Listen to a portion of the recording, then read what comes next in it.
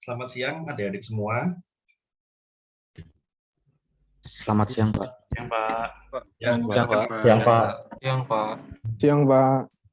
perkenalkan nama saya Dr. Pangestu. Saya akan mengajar komputer programming ya pada periode kali ini. Ya, saya akan tampilkan slide-nya dulu ya. Mohon maaf ya, hari ini saya mulai terlambat tadi karena ada kendala koneksi internet. Semoga kuliah kita ini bisa lancar.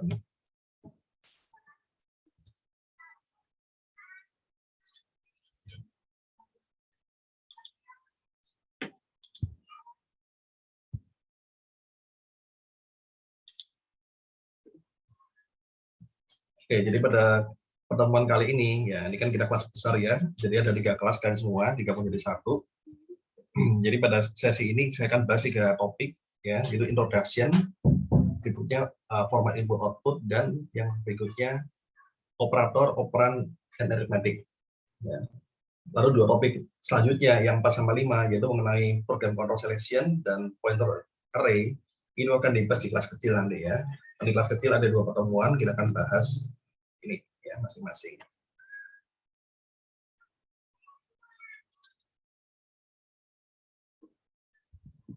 Ya, oke, sudah terlihat ya slide saya. Sudah, Pak. Sudah, Pak. Oke.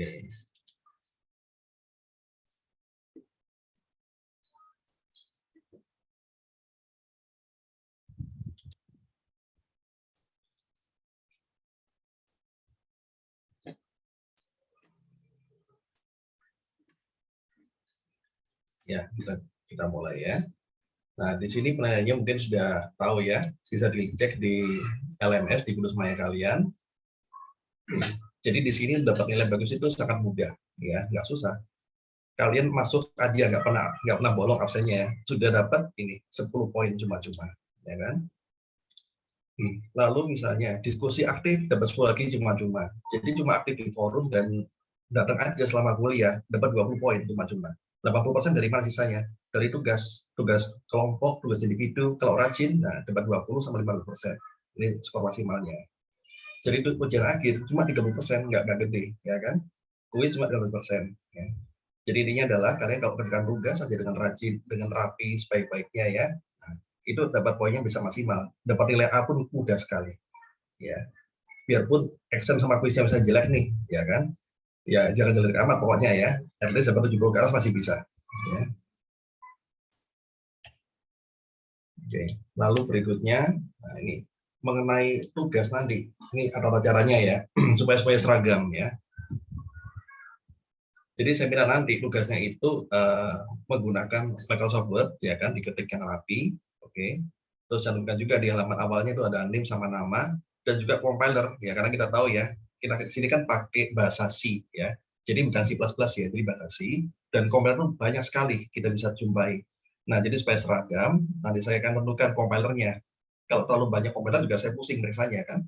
Gitu ya, karena tiap komputer pasti punya ciri khasnya masing-masing. Ada yang mungkin sintaksnya ini bisa, yang di satu lagi nggak bisa sintaks ini, ya kan. Nah, jadi saya seragamkan aja nanti, ya. Oke. Jadi nanti format untuk filenya itu seperti ini, ya. Name, nomor soal, titik C ini untuk codingnya, ya. Nanti untuk coding dipisah. Jadi ada file Microsoft Word untuk yang tugas tertulisnya, untuk yang membuat program atau coding, nanti kalian buat file terpisah untuk codingnya, ya.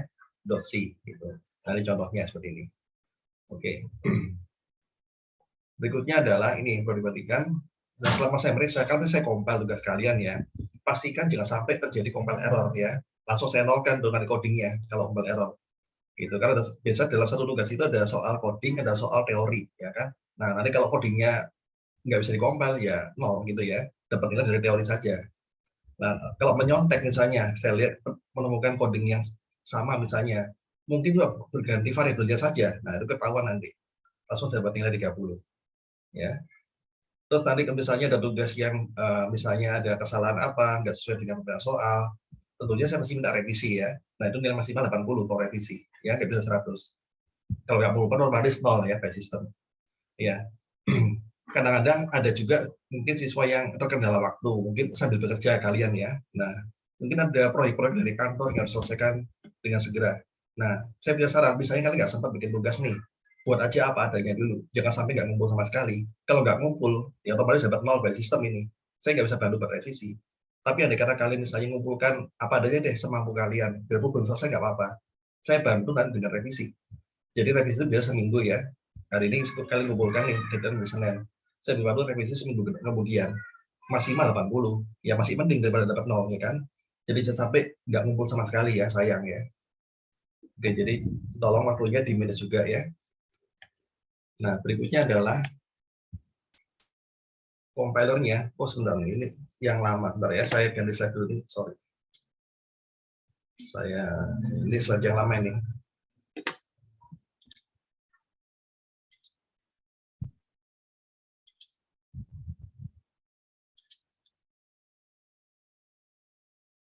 Saya udah update dengan yang terbaru.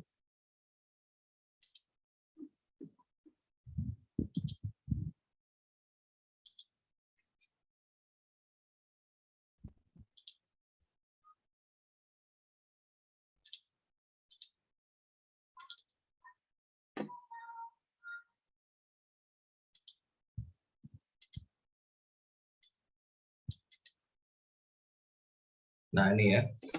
Untuk compilernya yang kalian bisa gunakan adalah kalau pengguna Windows ya kan, dan di desktop bisa menggunakan Dev C++ ya, bisa diunduh di sini.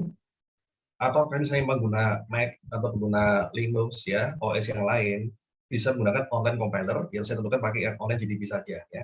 Jadi kita hanya sebar kemana-mana ya kan. Karena kalau saya sebar kemana-mana, yang pusing saya nanti koreksinya ya kan. Karena compiler beda-beda, tentunya beda-beda ada sintaksnya ya, ada perbedaan dikit-dikit. Itu. Jadi saya tentukan 2 ini aja. Mau pakai online semua boleh, silakan. Ini kan universal ya, mau tergantung OS ya, apapun bisa ya. Kalau pakai Windows bisa pakai ini atau link lain ya. Oke, itu aja. Ini saya share aja ya untuk linknya.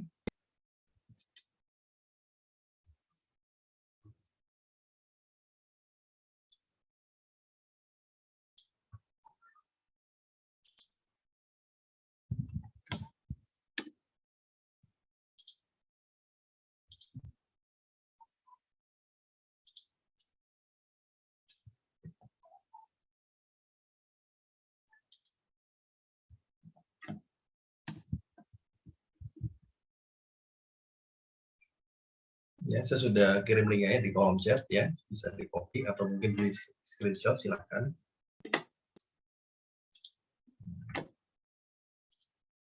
Oke, itu ya tentang cara tugas ya. Mungkin sampai sini yang mau bertanya dulu, silahkan. Ada yang kurang jelas mengenai pengumpulan tugas?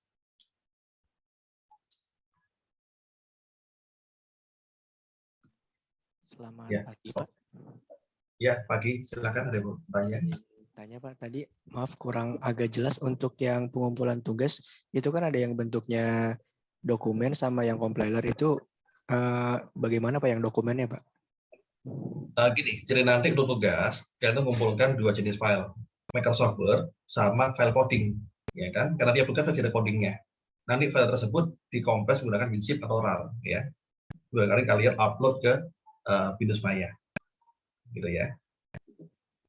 Untuk yang di dokumen itu isinya apa ya, Pak? Semisal soal itu kan membuat program gitu. Nah, yang diisi di dokumen isinya apa, Pak?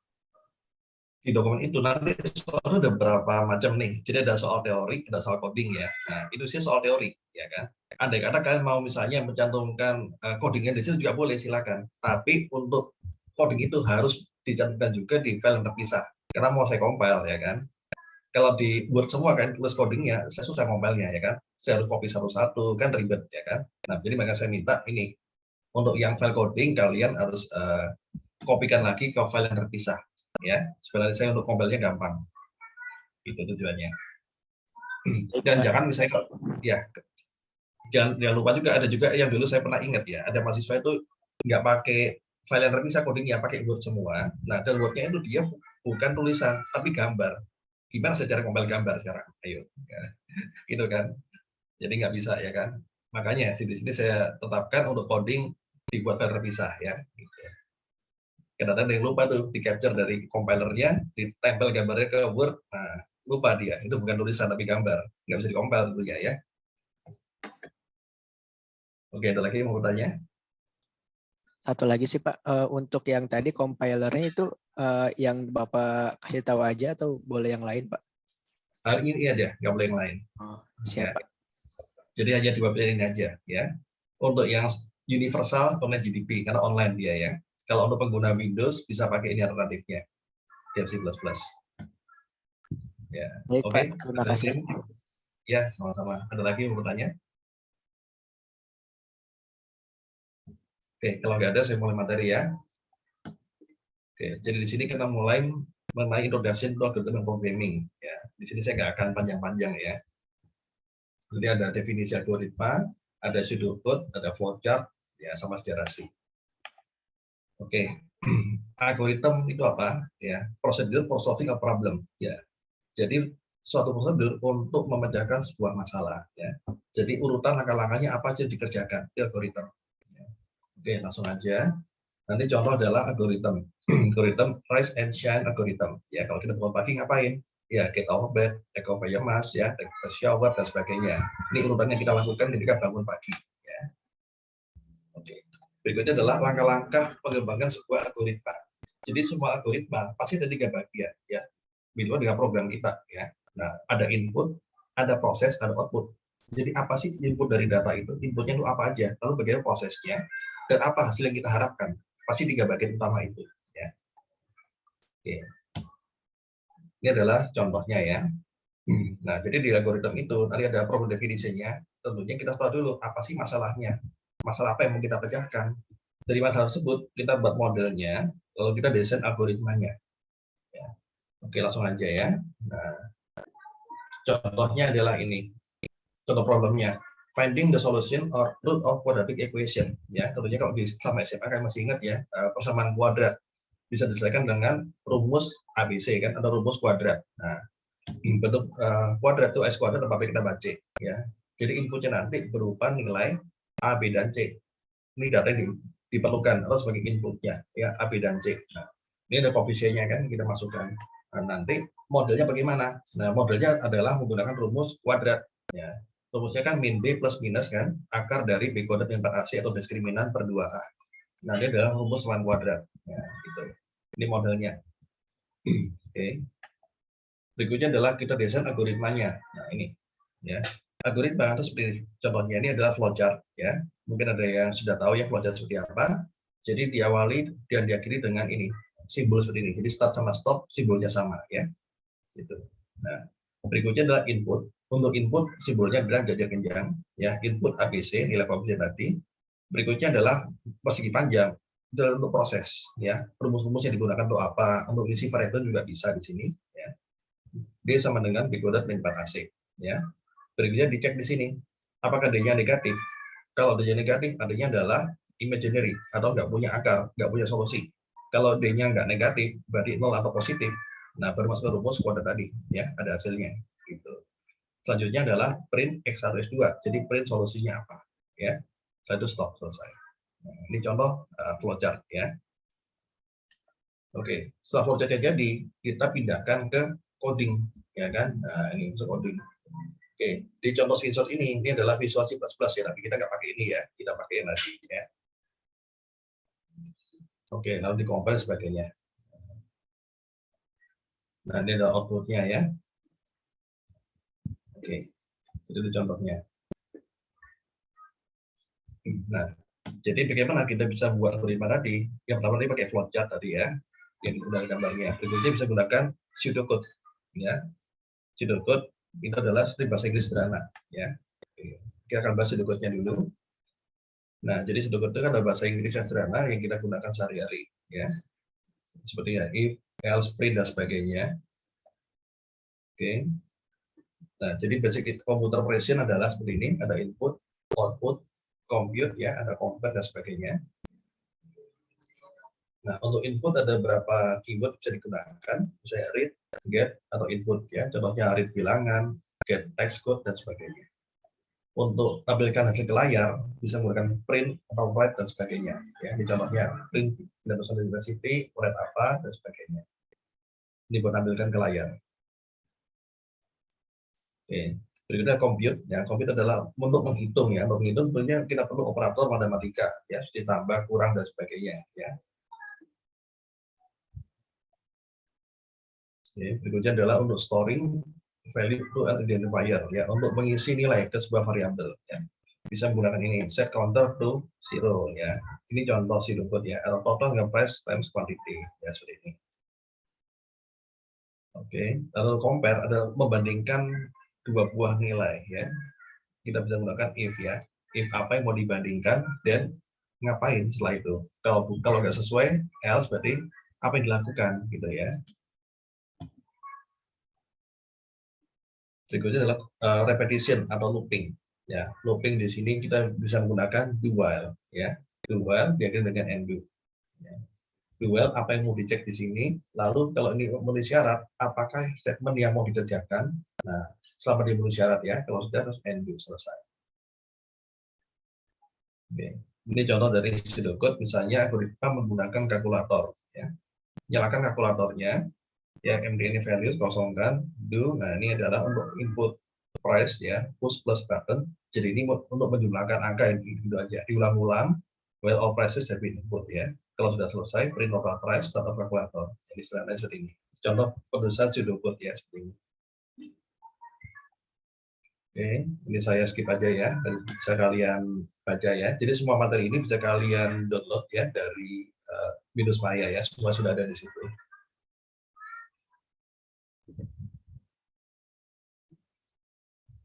Oke, flowchart ya tadi ya, untuk menunjukkan logika dari sebuah algoritma ya. Nah, ini simbol-simbol flowchart yang harus kalian hafalkan ya. Jadi awal sama akhir itu ini terlibat proses, yang tanda belah ketupat ini buat selection ya, buat nanti if ya untuk pengecekan. Dokumen ini kita nggak menggunakan ya, ini akses dokumen. Ini adalah panah untuk menghubungkan jalurnya dari sini kemana-mana gitu ya. Ini konektor itu adalah kalau nggak cukup ini pindah ke kolom berikutnya dalam halaman yang sama. Kalau dari halaman pakai tanda ini ya, kalau nggak muat. Oke, ini contohnya tadi ya sama persis. Oke, saya akan next. Nah, berikutnya ini adalah if ya, flowchart untuk selection. Jadi kita akan membahas yang kali ini ya. Condition itu menggunakan if ya. Jadi apakah yang mau dicek? Yang contoh tadi kan ini dia lebih dari 0 ya. Kita akan cek nilai D-nya. Ya. Nah, seperti itu. Nah, arahnya mana? Kalau false ke sini, terus ini arah panahnya bebas ya. Mau kiri kanan, mau bawah kanan, terserah kalian ya. Intinya ada dua percabangan gitu aja. Ya, true sama false. Nah, berikutnya adalah if else ya. Nah, ini sebenarnya sama aja sih, mau if atau if else ya. Jadi kalau true dia ada statement, kalau false di sini nggak ada statement gitu aja. Kalau if else, true sama false punya statement masing-masing. Kalau true harus ngapain, kalau false harus ngapain gitu aja ya. Sama aja sih cara mikirnya. Berikutnya switch case ya. Di sini nanti ada switch case ya. Itu mirip sama if ya. Tapi caranya dari bacanya per ini per variable langsung isinya apa. Misalnya variable case A, case B sama case Z ya. Ini dari isi suatu variabel ya. Jadi kalau isinya A, dia harus apa yang dilakukan, kalau B harus dilakukan dan sebagainya. Ya. Nanti semua akan kita bahas ya di pertemuan selanjutnya. Oke, ini adalah flowchart untuk repetition atau untuk looping untuk for ya. Jadi di sini ada repetition yang pertama ya. Lalu dicek nih, apakah masih memenuhi syarat? Kalau masih memenuhi syarat, maka akan ke sini. Ya. Ke sini dan akan berulang kembali. Masih memenuhi syarat, ulang lagi. Tidak memenuhi syarat, keluar dari repetition, dari loop. Itu cara menuliskan flowchart-nya.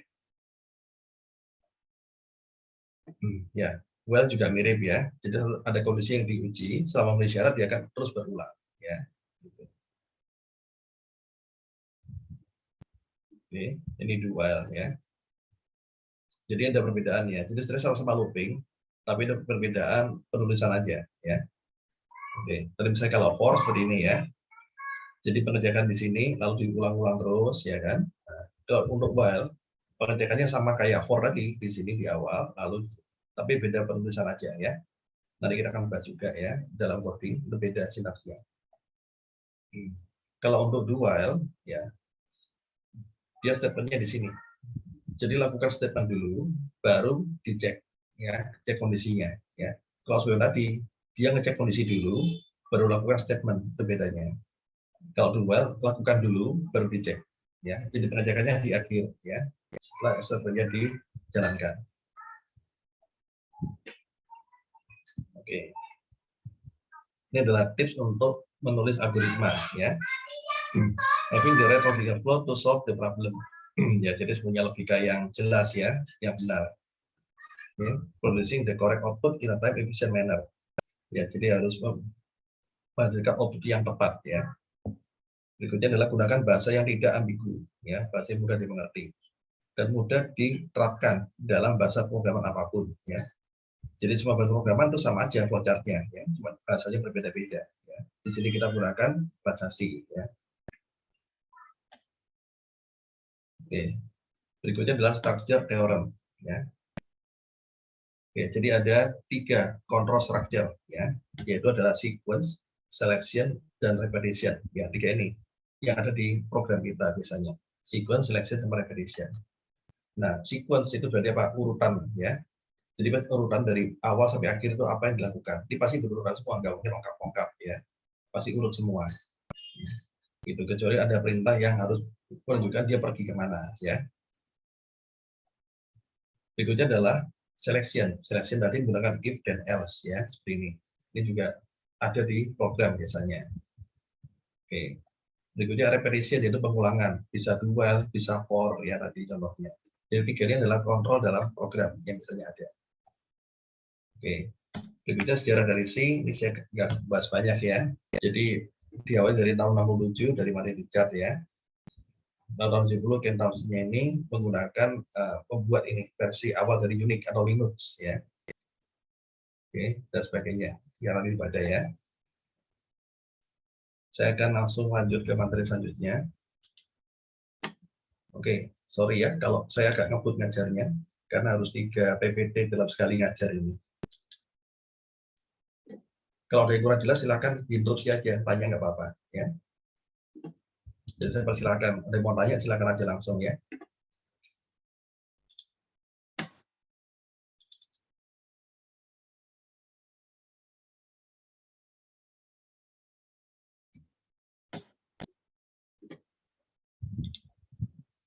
Oke, berikutnya masuk ke materi kedua, ya.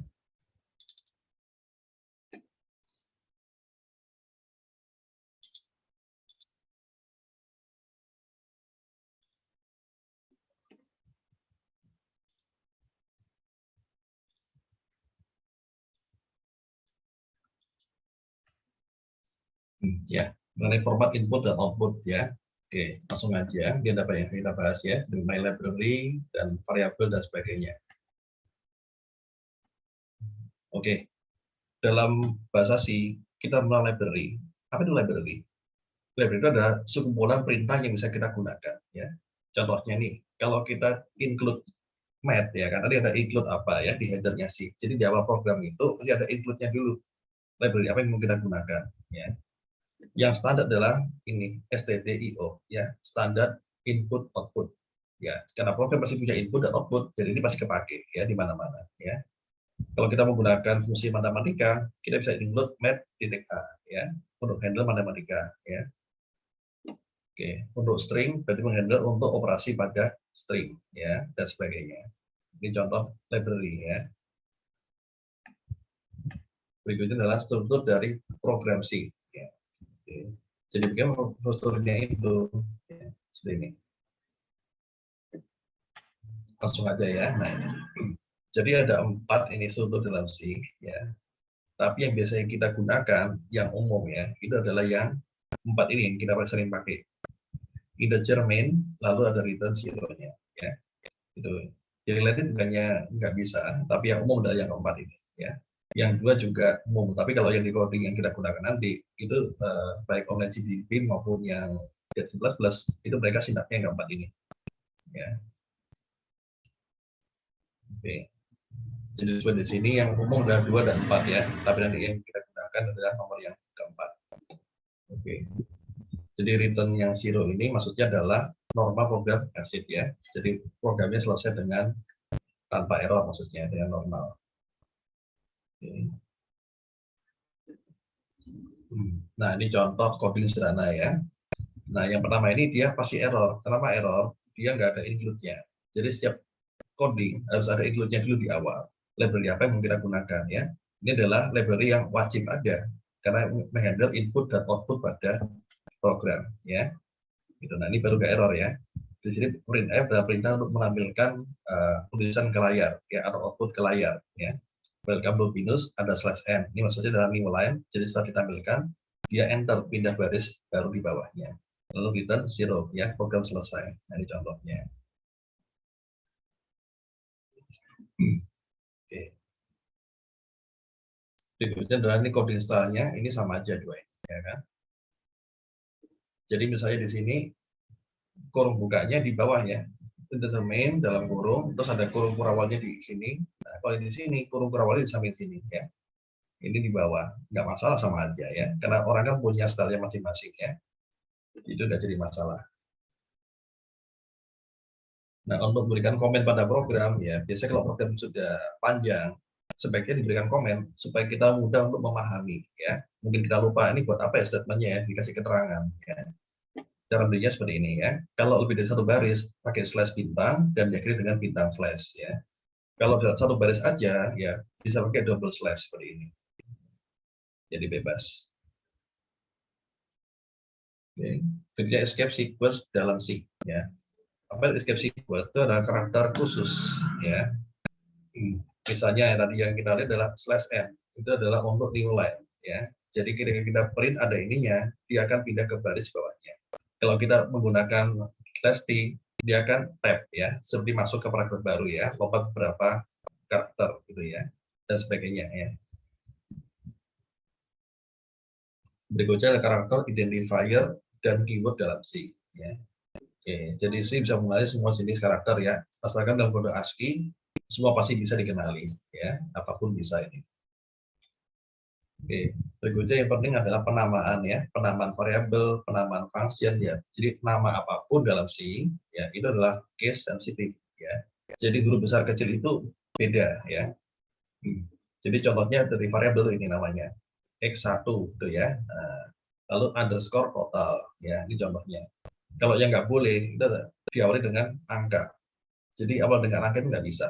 Jadi awalnya nggak boleh angka itu aja, apapun boleh asalkan bukan angka gitu ya, untuk nama variabel, nama apapun. Lalu nggak boleh juga menggunakan kata-kata yang digunakan dalam C atau keyword ya. Keyword itu adalah kata-kata umum, misalnya ada in itu integer ya, atau if atau for. Nah, ini kalau digunakan sebagai nama variabel pasti error, nggak bisa ya, karena ini keyword, kata-kata khusus yang digunakan dalam C, nggak boleh. Itu aja. Nah, ini contoh keyword dalam C ya. Saya nggak akan bahas satu-satu ya. Jadi ini yang tidak boleh digunakan ya kalau kita membuat nama variabel ya. Oke. Nanti contoh untuk memberi nama ya sekali lagi ya. Nama variabel contohnya di sini nanti datanya ya. Diberi input buat integer ya. Lalu berikutnya nama variabel yang digunakan. Jadi A, B, C, total. Ada 4 variabel yang bertipe integer ya. Berikutnya adalah salary sama bonus, dua ini bertipe float. Float itu buat menghandle angka yang ada pecahannya ya, koma-koma. Terus bisa juga kita nuliskan di sini sama dengan 20. Jadi maksudnya kita definisikan variabel sekaligus kita isi nilai awalnya di awal. Itu bisa sekaligus ya. Nah, ini juga stylenya macam-macam ya. Ada orang ada yang suka yang begini ke bawah satu-satu atau langsung satu baris langsung semuanya ya. Ini terserah, ini masalah style aja kalau gitu. Berikutnya tipe data dalam C ya. Tipe datanya ada karakter, kata integer, floating ya, double sama void ya. Modifiernya adalah sign, unsigned, long sama short. Ini untuk modifier bertipe angka ya. Untuk bertipe data angka ini modifiernya.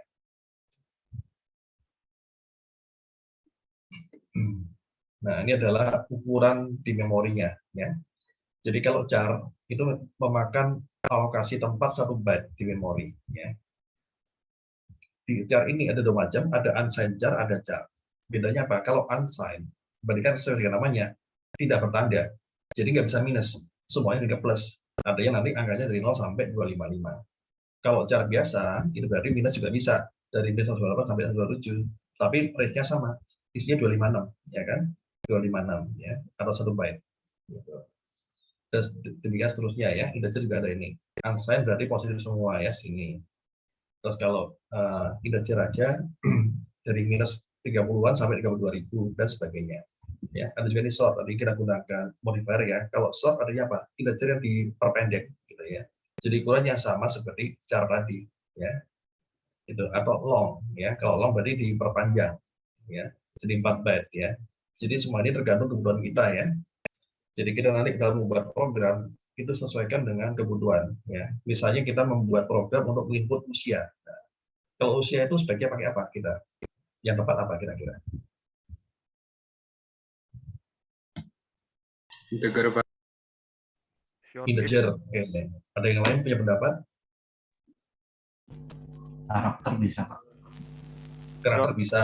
Oke. Integer bisa, Pak. Integer, Pak. Ya, oke. Semuanya betul ya. Tapi kalau kalian lihat ya usia, usia adalah dimulai dari 0 sampai anggaplah 150 ya, maksimal 200 lah gitu ya. Nah, usia nggak bisa minus kan. Jadi kalau usia, lebih tepatnya kita gunakan unsigned chart. Ya kan?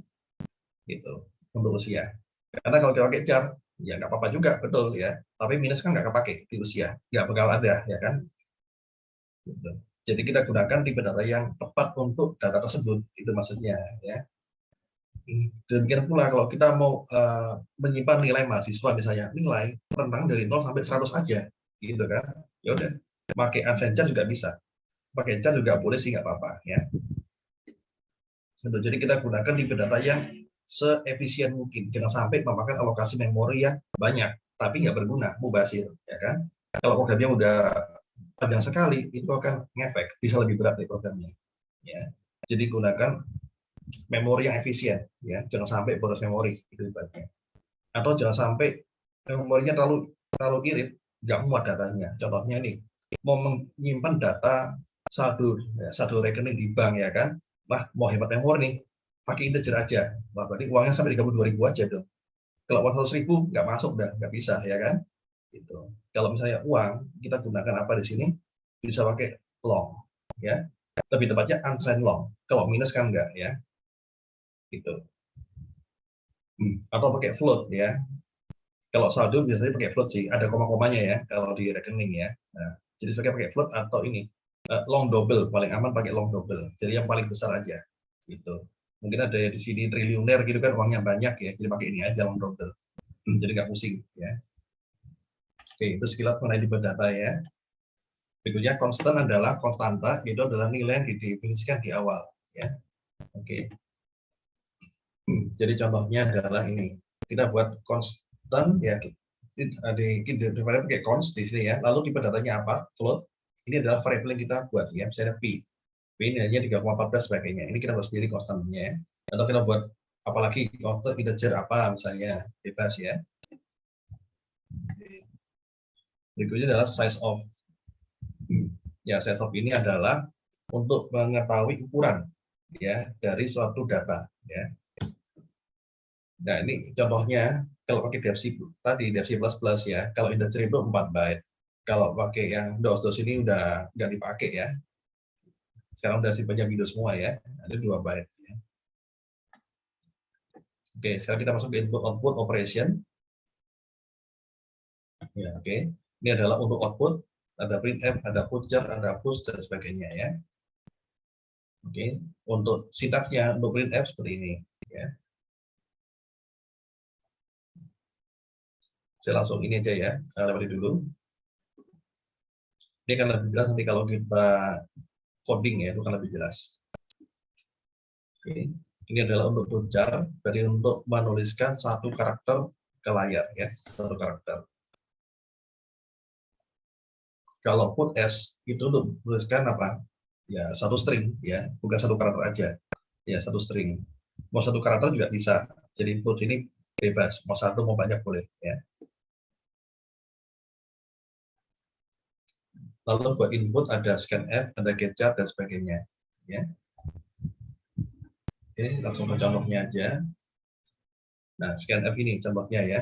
Scanf ada persen apa sih? Persen D misalnya, koma, ampersand, value ya. Jadi sintaksnya itu ini. Jadi scanf itu sintaksnya ada petik ini berarti berdata apa yang mau dibaca. Kan kita mau scan nih, mau tipe data integer, tipenya string, atau tipenya karakter, yaitu di sini kita tentukannya. Lalu setelah koma, ini ada variabel yang mau kita gunakan untuk menampung data tersebut ya. Digunakan simbol ampersand ya, tanda dan begini ya, ampersand. Ini harus ada ya. Kecuali tipe string. Kalau string nggak usah pakai ampersand ya. Selain string harus pakai ini ya. Itu aturan di C. Oke, nah berikutnya tipenya. Tipe ini adalah untuk ini, yang dalam petik ini. Ada persen D ini kan, persen D ini bisa macam-macam. Ada persen D tadi ya, untuk integer. Atau persen U, unsigned, atau hexadesimal, ya, atau C ya, persen C untuk karakter. Kalau S berarti untuk string gitu ya. Ini untuk yang tipe tadi. Oke. Nah, apa bedanya?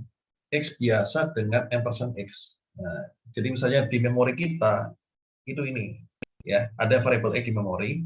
Variabel ini disimpan di alamat 45078 contohnya ya.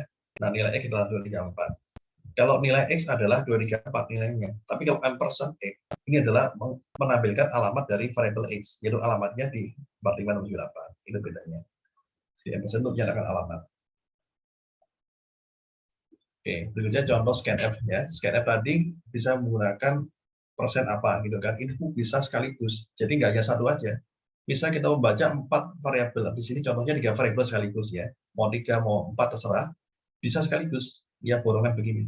Ya kan? Nah, itu bisa ya. Jadi nggak usah scanf satu persatu, bisa borongan ya.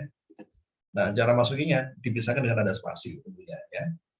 Oke, jadi saya kira bukan 3 angka nih, 6, 7, 8 dipisahkan spasi, X-nya sama dengan 3. Ya, X-nya adalah jumlah yang diinputkan di sini.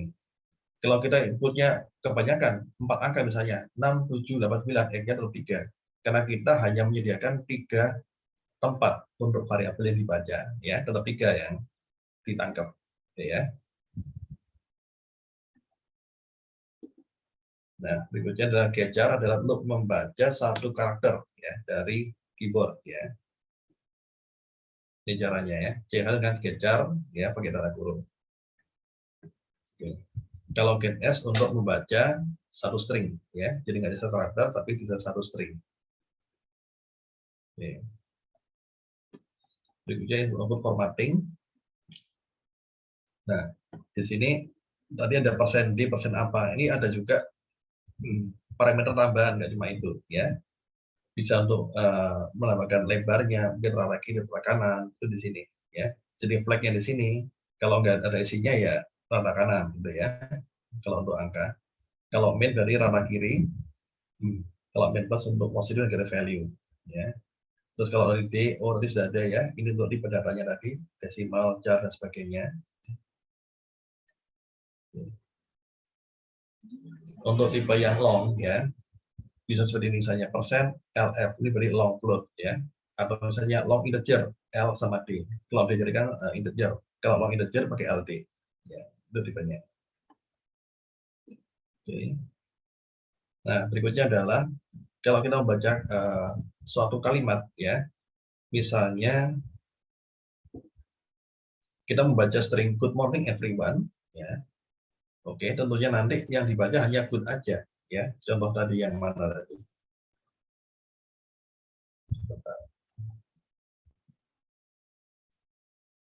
Maksudnya kita ada persen S ya. Jadi kalau string kan pakai ini, persen S ya, ini string.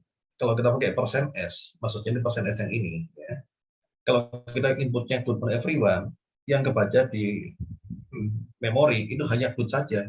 Sisanya nggak dibaca. Jadi begitu ada spasi, akan dibuang semua. Nah, bagaimana caranya? Kalau kita mau membaca semuanya tanpa spasi, ya kita harus modif sedikit ya. Jadi scanf-nya jangan persen S, tapi persen ini. Ada tanda karetnya ini /n. Maksudnya ini adalah akan dibaca semua ya sampai menemui apa karakter enter. Jadi selama belum enter, semua akan dibaca. Ya, kalau kita tekan enter, nah selesai bacanya. Maksudnya itu. Jadi nanti semua kebaca termasuk spasinya. Jadi input sebagai kami gunakan ini lebih apa? Fleksibel. Mau satu kata, mau dua kata, mau banyak nggak masalah ya. Jadi pakai ini aja untuk input yang string ya. Dengan %s itu lebih fleksibel pakai ini. Nah, ini contoh ya. Ini saya skip aja ya contohnya ya. Kalau nggak keburu. Nah, ini contoh scanf. Ini misalnya lebar, tinggi, ya, area, ya, width times height. Ya, ini adalah untuk itu luas dari persegi panjang. Ya, ini contohnya. Oke. Atau mau digabung seperti ini, ya, scanf satu kali, tapi baca langsung dua sekaligus juga bisa seperti tadi ya. Mau satu-satu terserah, mau sekaligus juga boleh. Ya, silakan. Silakan.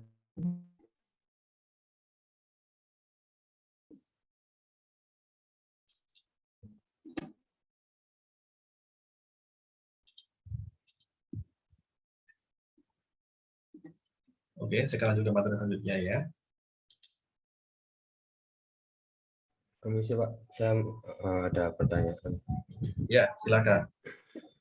Pak, kalau kan tadi untuk yang J standar library itu kan ada banyak macamnya. Itu kalau misalkan kita pakai semua, itu apakah bakal berpengaruh nantinya ke pas kita compile? Kalau misalkan kita pakai semua library-nya, terus pas kita coding, mungkin ada beberapa library yang mungkin nggak kepakai ya. Itu apakah nanti bakal berpengaruh pas kita ke compile?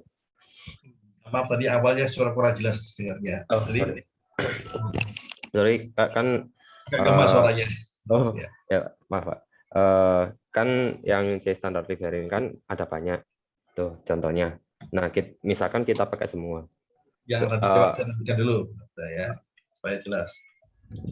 Masih kurang jelas Pak. Halo. Bentar ya, saya sampaikan dulu nanti. Oh, oke. Tadi yang mana maksudnya? Yang awal sendiri Pak, yang standar library. Library tadi. Ya, library. Itu kan ada banyak, ada beberapa kan ya Pak ya. Oh ini ya. Yang ini, yang Math, stdio, std library. Nah itu kalau kita pakai semua,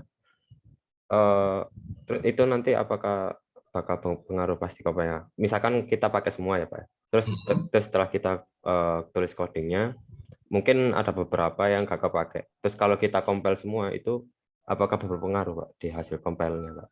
Oh enggak pengaruh ya. Oh, enggak pengaruh. Enggak pengaruh ya. Enggak pengaruh itu. Cuma yang di-load ke memori banyak gitu aja. Oh, jadinya itu memakan memori banyak Pak?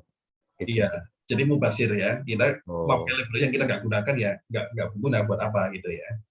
Oh, oke. Jadi pengaruhnya di memori aja, tapi untuk hasil semua sama, nggak ada pengaruh. Oh, oke Pak.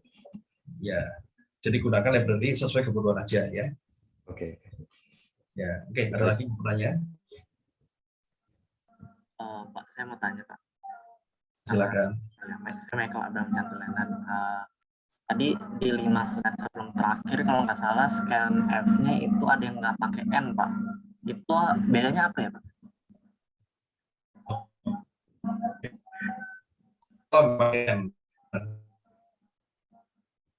Maaf Pak, suaranya patah.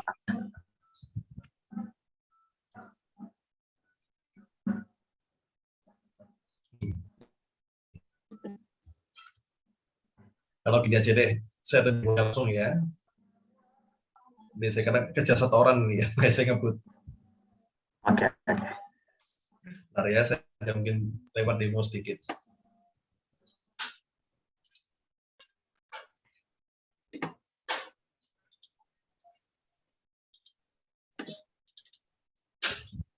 Oke, saya online GDP. Nah, kelihatan nggak tampilannya online GDP? Kelihatan Pak. Nah ini, oke. Jadi kita bisa pilih ini ya, terus select-nya ini yang C, jangan C++ ya C.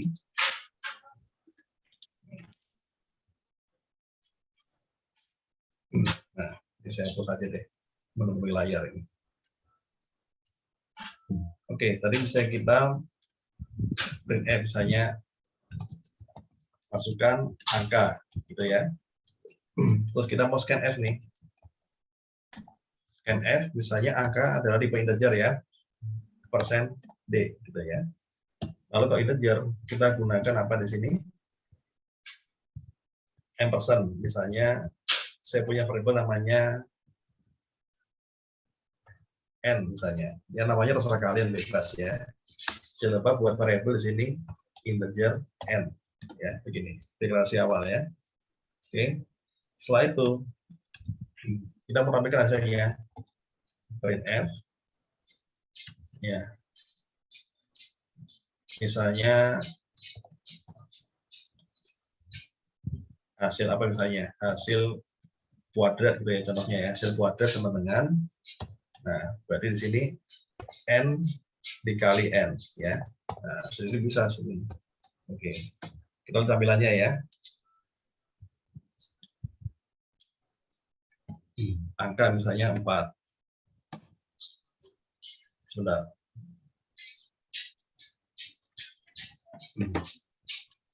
Ini namanya nggak bisa begini ini. Oke, saya buat ini aja deh. Variabel penampung hasil gitu ya. Hasil sama dengan N kali N. Ini saya nggak menggunakan perintah matematika ya, hitung biasa ya. Ya, hasil. Jadi kalau pakai library math, itu nanti kita menggunakan keyword khusus matematika ya, seperti mungkin SQRT akar kuadrat, ya, POW, ya, untuk kuadrat.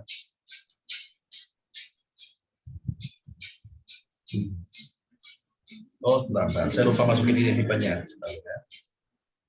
Jadi di sini saya lupa masukin apa ini, tipe datanya. Kalau saya mau mencetak nih hasil kuadratnya, ini saya lupa tulis apa. Tipe datanya apa yang bisa tampilkan? Tipe datanya berupa integer juga kan, persen D, jangan lupa. Nah, persen D ini dibagi oleh hasil, ya. Saya lupa tuliskan di sini.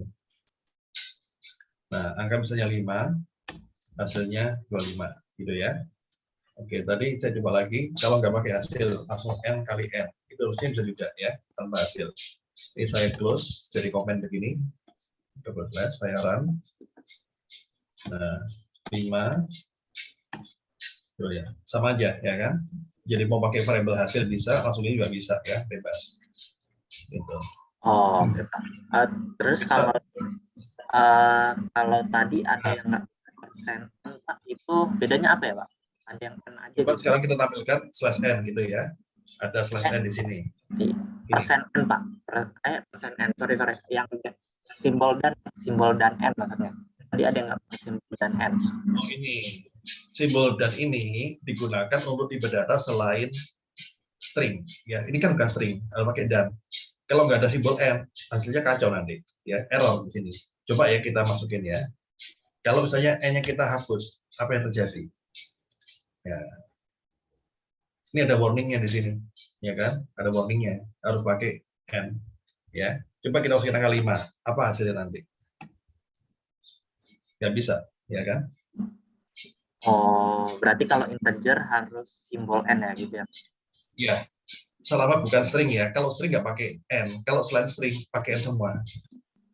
Jadi semua pakai N, kecuali string itu aja. Ya. Oke Pak. Misalnya kita masukin string itu apa tadi? Char ya. Misalnya nama. Nah di sini kita tuliskan ukurannya berapa. Misal namanya 20 karakter, 20 gitu ya. Nah ini saya tulis lagi di sini. Masukkan nama ya, misalnya gini. Scanf-nya pakai apa di sini? Persen S gitu kan. Nah, string. Nah, di sini variabel namanya apa? Nama gitu ya. Nggak pakai N ya, karena dia string. Oke. Coba saya tampilkan juga hasilnya. Tadi hasil kuadrat. Nama persen S di sini nama ya. Oke, kita jalankan. Nama misalnya Edward. Nah, angka 10. Nah, kita lihat nama Edward hasil kuadrat 100. Di sini hasilnya nyambung semua, nggak turun ke bawah. Gimana caranya supaya ini bisa turun ke bawah? Kita berikan di sini slash n. Jadi kita mencetak nama. Jadi nama persen S itu membaca variabel ini nama kita ambilkan ya dari nama Edward. Lalu slash n berarti apa? Pindah baris baru. Nah, setelah itu variabelnya harus hasil kuadrat. Baru di baris yang baru nyetaknya. Ini tugasnya. Kita lihat ya. Nama. Nah, udah pindah ke baris yang baru. Itu tujuan dari slash n ya. Nah, misalnya kita mau isi nama lebih dari satu kata misalnya. Nama misalnya Edward Pangestu ya nama saya. Langsung dia keluar begini ya, dia kebaca itunya ya. Jadi bagaimana untuk menghandle lebih dari satu kata? Tadi di slide kita bisa melihat apa? Menggunakan apa itu? Persen, ini kan? Nah. Jadi ini digunakan untuk membaca lebih dari satu kata, ya. Misalnya,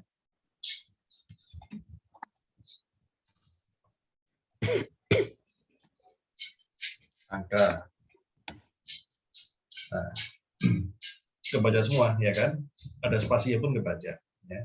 Jadi untuk yang tipe string, ya, sebaiknya kita gunakan ini, jangan pakai persen S ya, gunakan persen ini aja, fleksibel, mau satu kata, lebih dari satu kata bisa semua, ya, lebih enak. Oke, ada yang mau bertanya lagi? Baik Pak, terima kasih. Izin Pak, saya mau bertanya. Ya, silakan. Tadi kan pas di PPT itu presentasinya return-nya itu dia menggunakan bracket ya Pak, tanda kurung. Nah, sedangkan di sini dia tidak ada. Apakah itu nggak berpengaruh Pak ya? Takutnya kayak case insensitif atau sensitif seperti itu Pak. Terima kasih. Jadi aja. Ya, jadi kalau kalian lagi coding itu namanya kita eksperimen ya, coba saja nggak apa-apa. Pengaruh nggak? Nggak pengaruh ya. Jadi memang ada sintaks yang harus pakai itu, ada yang bebas. Dan namanya adalah arti.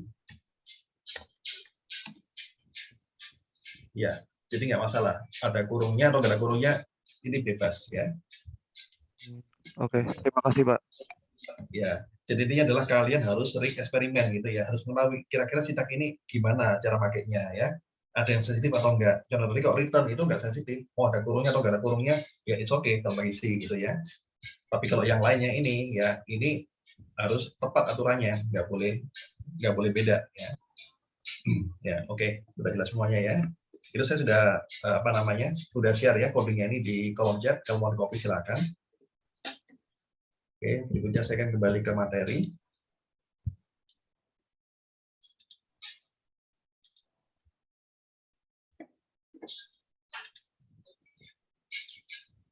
Kita masuk ke slide yang ketiga ya.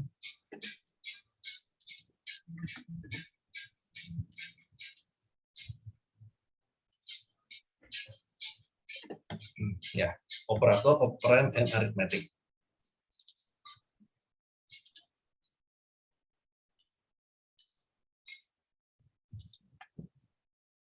Nah, langsung aja kita mulai. Berikutnya ada operator dan operand. Ya, apa itu operator dan operand? Ya, operator adalah tanda yang digunakan tadi, ditambah, kurang, kali, bagi, itu namanya operator. Ya, kalau operand itu adalah angkanya, misalnya A, B, dan C itu namanya operand. Ya, jadi angka yang mau kita proses ya. Kayak tadi ya kita proses variabel n itu adalah operand ya, operatornya kali itu misalnya. Oke, ada 3 macam operator ya, unary operator, binary, dan ternary. Jadi ke unary hanya perlu satu operand aja, hanya perlu satu variabel atau satu angka kalau bicara angka ya. Kalau binary harus punya 2 variabel ya, 2 operand. Kalau ternary saya namanya 3 variabel. Nah, operator itu dapat dikelompokkan menjadi ada assignment, logical, arithmetic, relational, bitwise, dan pointer. Ya, ini jenis operator. Oke, kita akan bahas satu persatu. Apa itu assignment? Ya, assignment sudah sama dengan penuh ngisi ya. Misalnya nilai n sama dengan 5. Nah, itu buat ngisi. Jadi kita ada sama dengan gitu aja ya, buat ngisi. Ya, ini contohnya ya. Oke. Langsung aja. Berikutnya aritmetik operator. Aritmetik berarti ya simbol matematika ya, operasi matematika, tambah, kurang, kali, bagi, dan sebagainya ya. Gitu. Di sini mungkin yang baru adalah modulo ya. Ya, kalau di bisa data pembagian ya. Kalau modulo apa bedanya? Modulo adalah untuk mencari sisa pembagian ya. Jadi beda dengan division. Modulo sisa. Misalnya contohnya nih 10% 3, 10 di modulo dengan 3. Nah, sisanya adalah 1 ya. Sisa pembagian 1. Karena 10 bagi 3 kan 3 nih, ya kan? Nah, sisanya 1. Jadi mencari sisa pembagian itu modulo. Untuk increment adalah untuk menambahkan nilai variabel sebanyak 1 angka. Misalnya x plus ya nambah 1. Kalau x semula nilainya 5, x plus jadi 6 gitu ya. Sebaiknya decrement untuk mengurangi 1 angka. Set min berarti kurang 1. Nah, ini adalah tanda kurung ya. Itu prioritas dikerjakan lebih dulu ya, sudah pasti. Nah, ini adalah untuk combine operator. Jadi berapa operator itu bisa di combine ya untuk case tertentu. Misalnya ya A sama dengan A tambah B. Itu bisa kita singkat maksudnya. Disingkat jadi A plus sama dengan B. Itu penyingkatannya ya. Contoh lagi ini A sama dengan A kali B. Berarti A dikali sama dengan B. Ya, ini disingkat. Kalau nggak mau nyingkat ya terserah. Ini juga nggak apa-apa ya. Ini hanyalah masalah penulisan aja. Jadi mau sebelah kiri, mau sebelah kanan sama saja nggak masalah. Oke. Nah, modul tadi sudah saya jelaskan ya untuk sistem pembagian ya. Nah, ini ada contoh untuk mengecek angka genap ganjil ya. Jadi modul itu umumnya itu penerapan yang paling sederhana. Menurut penguji, dia tuh genap atau ganjil ya suatu angka. Jadi caranya dibagi sama 2. Ya, kalau dibagi 2 itu habis, sisanya 0 kan berarti kalau modulnya, berarti dia genap ya even. Kalau sisanya 1, berarti dia bilangan ganjil. Ya, itu caranya. Oke, tadi increment sudah jelaskan. Nah, berikutnya lagi ini ada post increment, pre-increment. Nah, ini bedanya apa ini ya? Ada post increment, pre-increment. Coba kita cek ya. Ada plus-plusnya di belakang, ada plus-plusnya di depan. Ya, apa itu bedanya? Kalau post ada apa? Ditambahkan di akhir. Kalau ini plus di awal, ditambahkan di awal. Coba kita lihat ke programnya ya, saya demokan sedikit.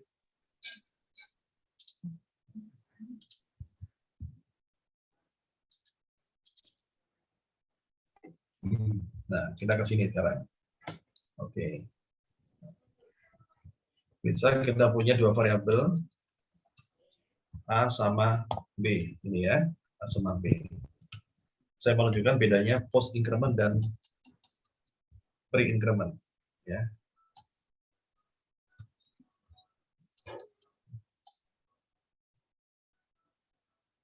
Masukkan angka, scan F-nya, saya scan 2 sekaligus, persen D gitu ya. Ini A, B ini ya. Masukkan 2 angka ya.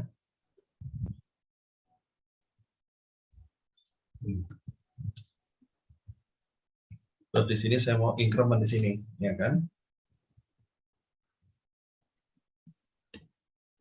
A++ gitu ya, A++. Lalu di sini plus B.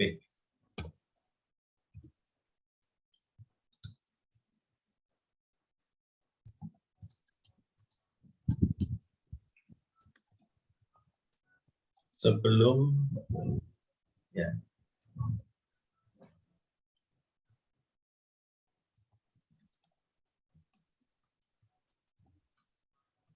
Nilai A sebelum increment ya.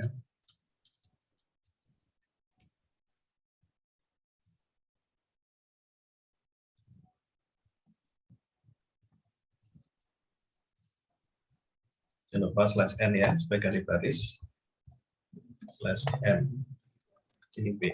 Jadi saya tentukan dulu nilainya sebelum increment itu apa. Setelah itu saya increment di sini. A pakai post increment, ini pakai post increment, ini pakai pre increment.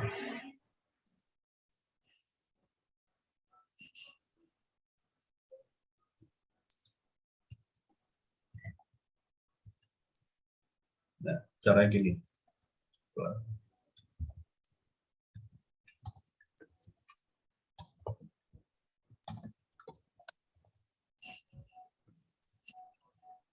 Ya, kalau saya di situ sama aja hasilnya nanti. Nah, ini ya. Kita lihat hasilnya. Dua angka, misalnya angkanya saya buat sama ya, 10 sama 10 ya. Oke. Jadi asal ambil nilai sama 10 sama 10 di sini ya kan. Nah.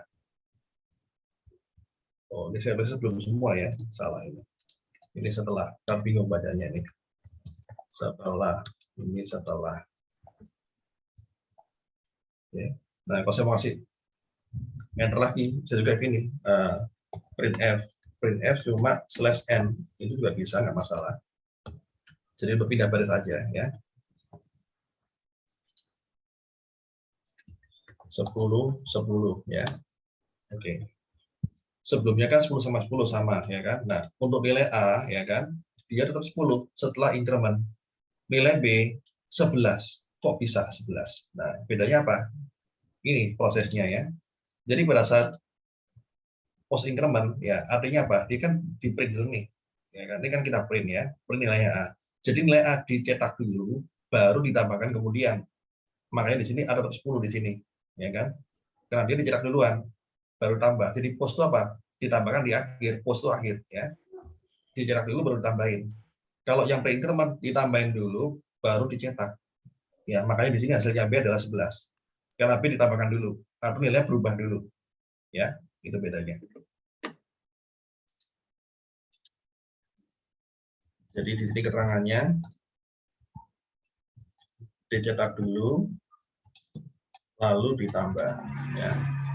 Kalau yang ini ditambah dulu, lalu dicetak. Oke, ada yang mau bertanya?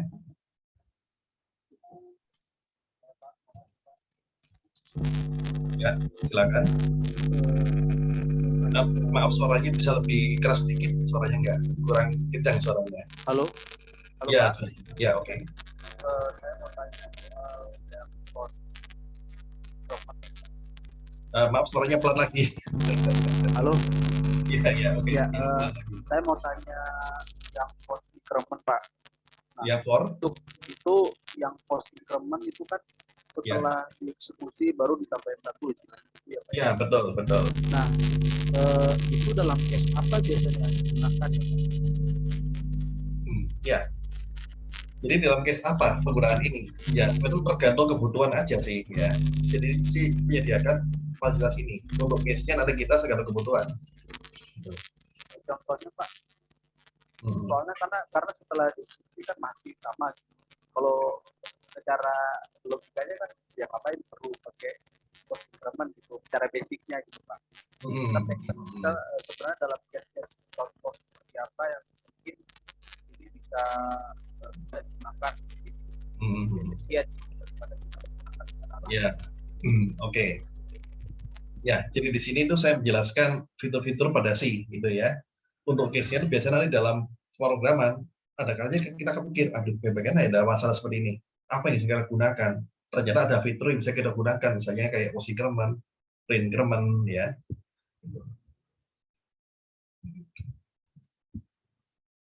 Jadi kadang-kadang kita kepikir aja gitu, harus ngapain ya. Ya, kira-kira gitu sih. Baik. Oke, ada mau tanya lagi? Kalian saya Pak, Pak. Ya. Mungkin kenapa kita pakai bahasa Pak? Maaf. Karena bahasa pemrograman sekarang kan banyak ya. Ya, suaranya nggak stabil ya. Bisa pelan sekali.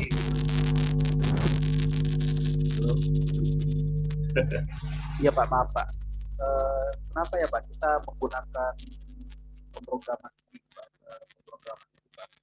dalam konteks algoritma ini? Dalam konteks apa? Maaf, nggak jelas suaranya. Dalam konteks algoritma pemrograman ini, apa kita menggunakan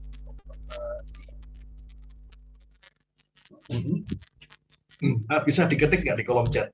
Dan suaranya nggak jelas soalnya. Bisa Pak.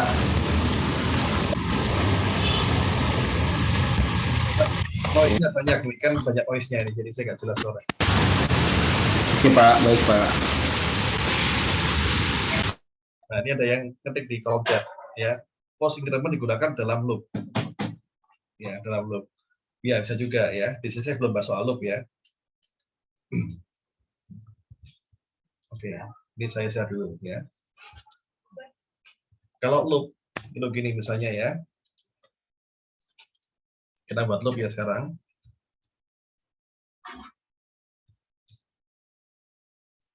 Oke. Kalau loop itu gini misalnya, kita gunakan for ya, yang simple for. Nah, di sini kita buat variabelnya apa untuk loop? Misalnya, kita buat variabel di sini integer i sama dengan dari 0, contohnya begini ya. Lalu i kurang dari misalnya 5. Nah, di sini kita dapat increment i plus ya, maksudnya begitu. I plus. Ya. Terus kita enter ya. Printf adalah misalnya kita mau print i-nya saja ya. Lalu /n koma i ini ya. Tadi asal mapping nggak kepake. Nah, kita jalankan 0 sampai 4. Nah, sekarang misalnya saya balik ini plus i, ngefek nggak kira-kira? Dari 0 sampai 4 ya. Saya jalan.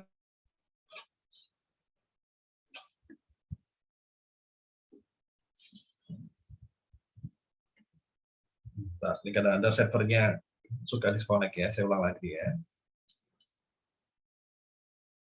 Nah, hasilnya sama saja ya. Jadi kepada loop mau pakai pre-increment, post-increment nggak ngefek ya. Karena i-nya tetap ditambah juga ya, jadi nggak ngefek.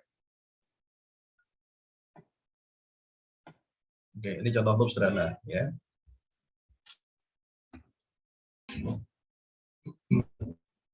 Ya.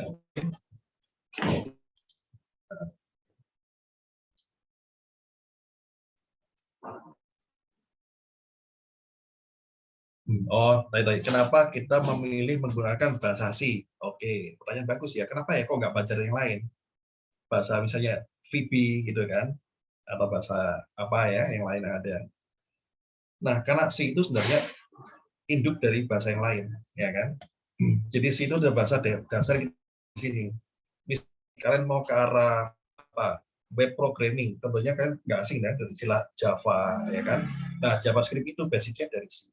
Kalau kalian pernah lihat ya, mungkin bagi yang pernah lihat JavaScript itu basicnya dari sini, dari C, sintaks-sintaksnya sama ya. Terus apa lagi? Mungkin ada yang suka pemrograman mobile application, ya kan? Itu juga pakai C bisa, meskipun yang lain juga ya, tapi C juga digunakan ya. Mungkin dari istilahnya C# gitu ya. Atau mungkin kalau suka robotik pakai Arduino, ya kan? Nah, Arduino pakai apa? Itu pakai C juga. Jadi C itu sebenarnya induknya. Jadi kalian mau belajar bahasa apapun yang lain, itu dari C basicnya. Itu alasannya kenapa kita belajar C di sini. Ya. Oke, jelas ya.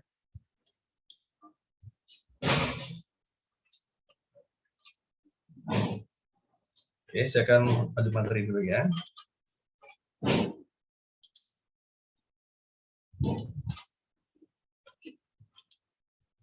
Tadi sampai sini, oke.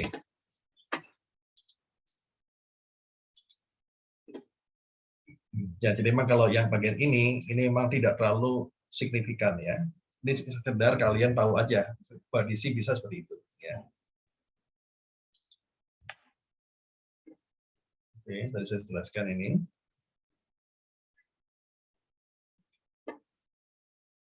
Nah, ini adalah X dikali sama dengan Y plus 1, itu artinya sama dengan apa ini?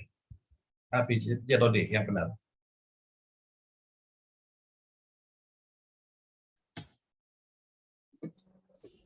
Yang A, Pak. Yang A, ya. Betul. Ya, A. Jadi X sama dengan X kali Y plus 1. Jadi sekali-kali juga harus latihan ya. Kalau kuis nanti, ya kira-kira soalnya kayak gini-gini itu kalau kuis. Ada yang begini, ada yang coding, ada yang program, ini apa, ada yang mungkin definisi, apa pengertian dari algoritma, dan sebagainya. Karena soalnya kan diacak semua ya, tiap orang beda-beda soalnya. Jadi untuk kuis nanti kalian harus persiapkan dengan detail belajarnya. Ya. Definisi untuk coding, untuk seperti ini. Oke, berikutnya conditional operator. Nah, jadi untuk membandingkan itu ada beberapa simbol. Kalau sama dengan, double sama dengannya, ini nggak sama dengan, ya dan sebagainya ya. Oke, langsung aja ya, biar cepat. Nah, misalnya ini ada dua variabel x sama y, 10 sama 11. Nah, kalau kita mau membandingkan apakah x sama dengan y, ini sama dengan double ya 2 kali. Nah, kalau sama dengan adanya print f equal, itu sama. Kalau yang tidak sama dengan berarti not equal, ya bandingin aja ya, nanti kita akan coba. Nah, berikutnya adalah conditional operator ya. Conditional operator itu adalah if else ya kan. Nah, if else ini bisa disingkat ya. Kalau umumnya gini, if A lebih besar dari B, maka Z sama dengan A. Ini contoh ya, contoh penggunaan if ya, if else, if then else. Nah, ini disebut conditional expression. Jadi kalau ada if itu pasti kondisional ya. Nah, ini bisa diganti dengan seperti ini sintaknya. Jadi Z sama dengan A besar dari B. Ya, raranya A dari 2B. Bacanya apa ini? Mungkin pusing ya. Kok raranya segala di sini? Ini cara bacanya. Jadi ini tuh menggantikan yang atas ini. Kalau ini kan, kalau A lebih besar dari B, maka Z diisi oleh A. Kalau enggak, maka Z diisi B. Ya, jadi maksudnya Z itu adalah untuk menampung angka yang terbesar dari A atau B. Itu maksudnya. Nah, statement yang ini, ya kan, itu bisa kita singkat. Jadi dua ini ada if sama else ya. Saya kotakin aja supaya jelas. Jadi perintah ini ya, saya kotakin merah, itu sama aja dengan ini. Itu sama, persis hasilnya. Nah, ini bagaimana cara bacanya? Ini cara baca gini. Apakah A lebih besar dari B? Gitu kan? Nah, nanya kan, seperti kita bertanya sama orang. Apa A lebih besar dari B? Kalau lebih besar, kalau benar, berarti hasilnya adalah A. Ini kan Z sama dengan ini. Z diisi oleh A. Kalau ternyata ini salah, nggak lebih besar, maka saya diisi oleh B. Jadi titik dua ini adalah pemisah. Ya, yang kirinya ini adalah untuk kalau true, ini kalau yang untuk false. Ya, itu caranya. Jelas ya? Itu cara bacanya. Jadi kalau dia benar, maka saya diisi oleh A. Kalau ini ternyata bukan, salah, maka saya diisi oleh B. Ya ini sama dengan ini, menggantikan ini. Itu. Jadi lebih singkat ya tulisnya. Tapi sekali lagi, ini apa terserah kalian ya. Ini kan hanya opsional ya. Mau pakai yang ini boleh, pakai yang bawah juga boleh.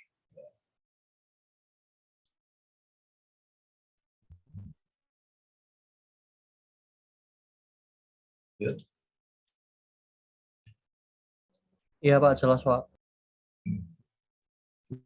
Misalnya, apa namanya, masukin grade-nya. Can F persen D, ya grade-nya berapa? Sini, grade besar sama dengan 60. Nah ini, kalau benar, berarti print F pas atau lulus. Ya, kalau dia salah, berarti print-nya fail, dia nggak lulus atau gagal. Ya, jadi nggak harus tadi kayak Z sama dengan, ya, ini pun nggak pakai sama dengan awalnya nggak masalah juga. Langsung berarti ya, apakah grade-nya lebih dari 60? Oh iya benar, berarti pas lulus. Kalau misalnya yang salah, berarti gagal, gitu aja. Logical operator, nah ini ya, operator ada and, ada not, ya, and itu double, ampersand, or itu slash-nya double, gitu ya. Kalau not ada seru. Nah, oke, mungkin dulu di matematika masih ingat nggak pelajaran logika matematika? Ya, mungkin masih. Kalau masih ingat, nah di situ ada apa? Ada konjungsi, ada disjungsi, ya kan? Ada negasi, ya kan? Ini. Ini adalah konjungsi kalau di pelajaran matematika. Ini adalah disjungsi, ya. Ini adalah negasi. Ya, sama dengan matematika yang kalian pelajari, ya. Jadi kalau n itu apa? Nilainya benar kalau semua statementnya benar, ya. Jadi n itu adalah ibaratnya perfeksionis. Kalau benar semua baru dia benar, ya. Ada salahnya satu nggak mau dia, ya. Kalau or itu adalah toleran, ya. Selama ada yang benar, dia bernilai benar, ya. Biarpun benarnya satu aja dia benar, ya.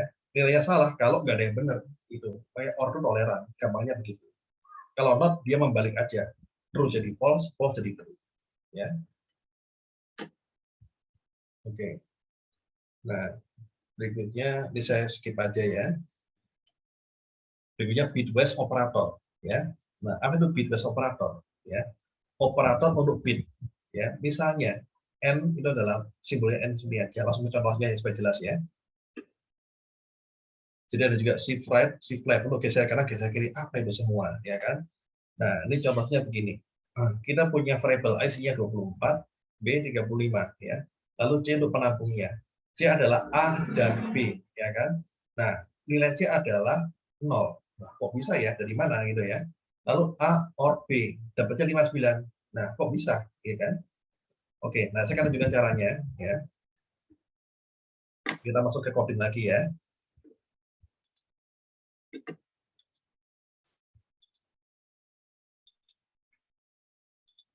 Nah, nih.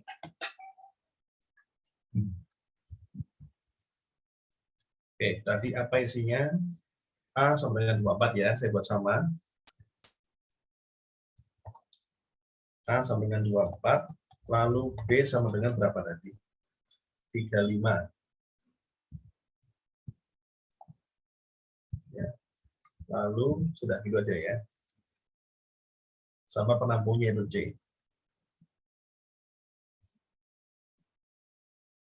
Oh, ini harusnya koma ya, bukan di koma ya. Oke, ini. Selanjutnya, C sama dengan A dan B, ya kan? Lalu printf hasilnya. Persen D. Ini hasilnya adalah C, ya. Oke. Biasakan /n ya, supaya ganti baris langsung. Berikutnya adalah yang OR.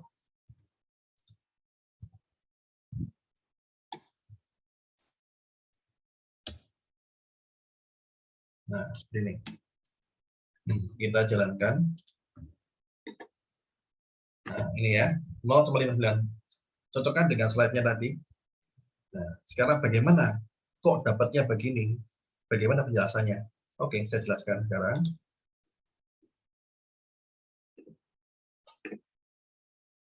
Saya pindah ke aplikasi ya. Saya screenshot hasilnya tadi.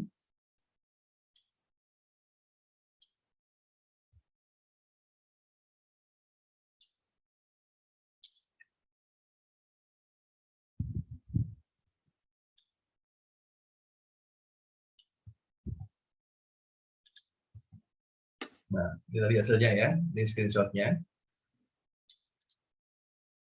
Nah, dari mana angka itu kita dapat? Nah, oke. Jadi untuk operasi bit-based operator, itu kita bekerja dalam bilangan basis 2. Ya.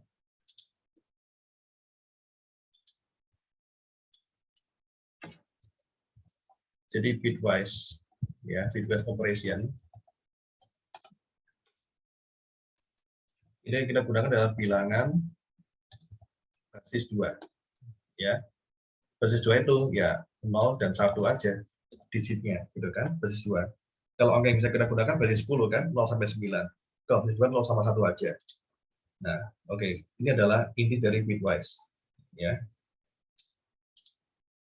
Nah, sekarang A sama dengan 24, berarti kita ubah dulu nih, nilai A menjadi bilangan basis 2 atau biner. Ya. Oke, jadi di sini A sama dengan 24. Ya. Ini adalah basis 10 kan? Basis 10. Ya, oke. Kita ubah ke basis 2, ya. Ubah ke basis 2 atau biner, ya. Caranya adalah begini, ya. 24 dibagi sama 2, ya. Oke, hasilnya adalah 12, sisanya adalah 0, gitu kan? Lanjut lagi, berarti kan 12 ya. 12 bagi 2 lagi, berarti berapa? 6, sisa 0, gitu kan? Berikutnya gimana? Yap, sama-sama boleh belajar sama-sama ya dengan 6 bagi 2 sama dengan 3 sisa 0. Ya, betul. Sisa 0. Berikutnya 3 bagi 2 sisa 1. Satu, sisa 1. Ya. Sampai kapan kita stop? Sampai hasil baginya 0. 1 bagi 2 sama dengan nggak bisa kan? Berarti 0 di situ. Sisa 1, ya kan? Oke. Jadi kita kapan berhenti membagi selama sisanya ini belum 0, dia akan terus, ya kan? Kalau udah 0 kita stop di sini. Nah, hasilnya bagaimana hasilnya? Nah, ini hasilnya nih. Dibaca dari bawah ke atas. Ya. Dari bawah ke atas bacanya. Jadi kesimpulannya 24 basis 10, ya kan? Kalau basis di bawah itu sama dengan 11000 basis 2. Oke, jelas ya? Berikutnya adalah yang B sekarang. Yo, yang B.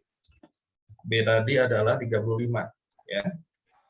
Oke, langsung aja ya. 35 bagi 2 sama dengan 17 sisa 1, ya. 17 bagi 2 sama dengan 8 sisa berapa ini? 1 lagi ya. Terus 8 bagi 2 adalah 4 sisa 0. sisa 0. Oke, 4 bagi 2 2 sisa 0. 2 sisa 0. sisa 0. Oke, lalu 2 2 bagi dibagi 2 2 sama dengan 0 sisa 0. 1 sisa 0. Oke, lanjut. 1 dibagi 2 Ya, sama dengan 0 sisa 1. iya benar ya. Jadi sampai ini hasilnya 0 pembaginya baru kita stop.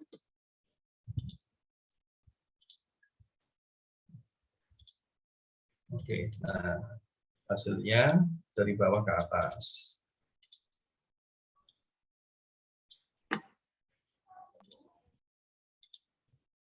Jadi 35 basis 10 sama dengan 1, 0-nya 3 kali, 11 basis 2. Oke. Nah, ini cara untuk mengubah basis ya. Kita sudah berhasil mengkonversi. Nah, selanjutnya, kita lakukan bitwise operator. Ya. Yang pertama adalah A dan B. Nah, apa itu A dan B? Bagaimana caranya? Oke. A dan B. Ya. A dan B ya di sini. Berarti kita susun di sini ya. Untuk A tadi adalah 11000, untuk B adalah 1000011 gitu kan untuk B. Nah, kita lihat ini digitnya beda ya. Nah, gimana caranya supaya digitnya sama? Tambah 0 di depan. Ya. Boleh, ya kan? Jadi tambah 0 di depan tuh nggak mengubah nilai. Contohnya nih, ya contoh. 5 sama dengan 05 sama dengan 005. Sama aja kan? 7 sama dengan 07. Nah, itu. Jadi kalau digitnya nggak sama, ya tambah 0 di depan sebelah kirinya, jangan kanannya loh ya. Kalau kanannya beda ya. 5 dengan 50 nggak sama di ibaratnya. Ya. Kalau 05 baru sama. Jadi tambahnya di kiri. Logikanya gitu ya, supaya sama digitnya. Oke, lalu kita pakai operasi N tadi ya. Nah, tadi N itu apa dia bilangnya? Dia perfeksionis kan? Dia bernilai benar kalau semuanya benar, gitu kan? Nah, benar itu 1, 0 itu artinya salah ya. 0 itu false, 1 itu true. Nah, sekarang lihat nih, 0 sama 1. Berarti apa nih hasilnya? 0. 0, ya kan? Ini 0 lagi. semua. 0 semua ya? 0. Bisa sih. Semuanya 0. Ya 0 semua. Nah, Yang 0 sama 0 itu, Pak. Yang 0 ya. sama 0 itu bukannya 1. Kenapa? Yang Ini kan 0, ya 0. Kan kalau N itu perfeksionis, dia bernilai benar kalau semuanya benar, gitu ya. Kalau semuanya benar, dia baru benar. Kalau nggak ada yang benar, atau ada salahnya 1, dia tetap salah dia. Ya, jadi N itu perfeksionis, harus benar semua baru mau benar dia. Ya, itu cara ngapalinya. Makanya di sini apa? Keluarnya 0 kan di sini hasilnya. 0 kan di sini tadi. Karena ini di N hasilnya 0. Ya, sama dengan 0. 0 ini basis 10 ya, saya tuliskan dia 10 gini ya, basis 10. Ya kalau 0 semua basis sama aja ya kan. Terbukti ya kan. Nah, sekarang kalau bagian yang OR ya. A, OR, B ya kan. Sama kita susun dulu. Tadi 0, 1, 1, 0, 0, 0, 1, 0, 0, 0, 1, 1 ya kan. Oke. Kalau OR ini dia lebih toleran ya kan. Nah, lebih toleran ya. Dia bernilai benar kalau ada yang benar. Nah, berarti apa nih? Yuk sama-sama. 1, 1, 1, 1, 1, 0, 1, 1. 1, 0, 1, 1. Betul ya. Nah, sekarang bagaimana mengubahnya ke basis 2, basis 10 ya kan? Ini kan masih biner. Di sini kan tapi 59 kan? Kok 59 dari mana? Ini kan basis 10 ini desimal ya kan? Nah, caranya begini ya, untuk ubah ke basis 10 ya. Ini saya renggangin aja supaya jelas ya. Nah, kita beri indeks di sini ya. Indeksnya dari 0 ya. 0 itu dari kanan ya. Ini ada berapa angka? 1, 2, 3, 4, ada 6 angka ya. Kalau ada 6 angka, berarti indeksnya terbesar 5 ya. Oke, jadi di sini 5 indeksnya 4, 3, 2, 1, 0. Ya. Ini adalah indeksnya ya. Oke. Lalu hasilnya bagaimana untuk menghitungnya? Kita hitungnya ini indeks yang satu aja. Kalau yang 0 nggak usah dihitung ya. Jadi 2 pangkat 5 ya ditambah 2 pangkat 4 ya. Karena ini apa? 1. Kalau yang 0 nggak dipakai ya. Ditambah apa lagi? 2 pangkat 3 terus tambah 2 pangkat 1. Ya, tambah 2 pangkat 1.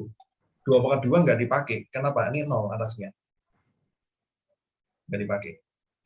Terus ditambah 2 pangkat 0. Ya. Berapa ini? 32. 32 tambah 16. 8.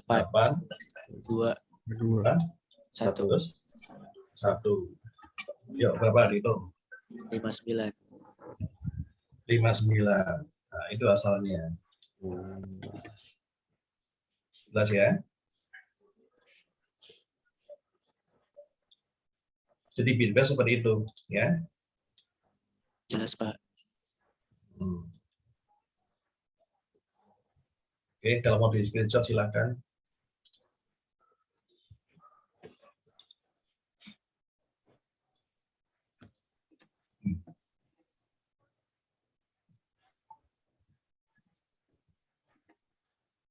Oke, saya pergi ke slide ya.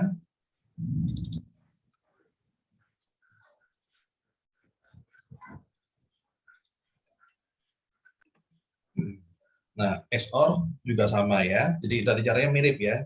Diubah dulu jadi bilangan basis 2, setelah itu pakai operasi XOR ya. XOR itu beda sama AND dan OR ya. XOR itu apa XOR? Nah, ini XOR tadi ya, baik lagi di sini. Oh, nggak ada penjelasan di XOR ya. XOR itu gini. Kalau nilainya kembar, dia hasilnya adalah 0. Ya, itu XOR ya. Bisa kalian googling aja ya, apa itu XOR, AND, OR, XOR, tinggal googling aja banyak gitu ya referensinya. Jadi nilainya dia adalah salah kalau kembar. Kalau nilainya beda, dia nilainya benar ya. Contoh ini 45 sama 75 nih. 0 sama 1 beda kan? Makanya dia 1, benar. Yang kembar mana di sini? Ini kan yang kembar 00 11. Nah, yang kembar ini pasti 00 di sini. Yang ujung nggak kembar di 11, dia 0 lagi. Sisanya kalau dia nggak kembar 1 semua. Terus hari ini tinggal dikonvert jadi desimal ya. Gitu. Paham ya? Oke, berikutnya adalah untuk ini, untuk geser kanan kiri ya kan. Nah, gimana geser kanan kiri? Ya, itu mirip juga sih geser kanan kiri ya. Oke. Jadi saya buat contoh tadi aja ya untuk geser kanan kiri ya. Saya nggak contoh ini biar sekalian contohnya. Nah, oke. Misalnya saya mau geser ya kan. Jadi sekalian saya geser ya. Misalnya angka 24 tadi deh, 24. Atau 35 ya, 35 deh.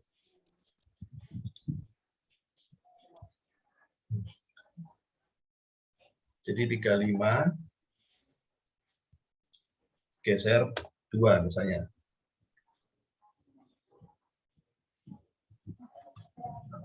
Bukan 35 sih, B di situ ya tadi variabelnya. B geser 2. Artinya apa ini? B digeser 2 bit ya. 2 bit ke kanan ya. Ini adalah shift right.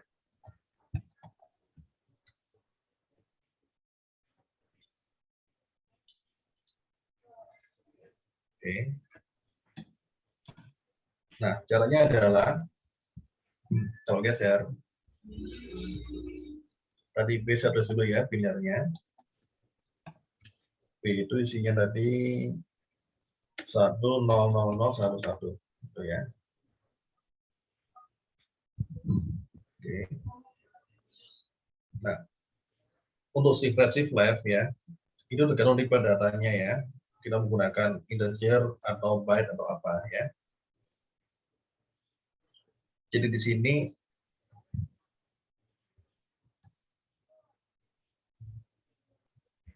misal ini saya seragam ya. Misal kita pakai char ya. Char itu 8 bit ya. Di PPT kalian itu ada yang nggak cocok nanti ya. Itu karena ada yang berbeda tipe datanya, yang baik nggak sesuai di contohnya. Ya, jadi bukannya salah, tapi tipe datanya memang beda ya. Ada yang 8 bit, ada yang 16 bit, jadi nggak sinkron ya. Nah, jadi saya gunakan yang char 8 bit ya. Oke. Di sini ada 6 bit ya kan. Nah, jadi ubah ke 8 bit dulu. Jadi tambahin apa? 00 di depan kan, kayak biasa 1, 000, 11. Ya, ini nilai kita gunakan ya. Jadi 8 bit. Oke. Nah, selanjutnya apa step-stepnya? Step yang pertama adalah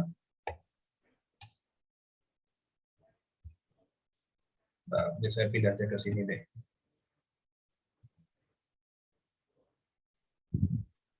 Nah, lebih jelas ya.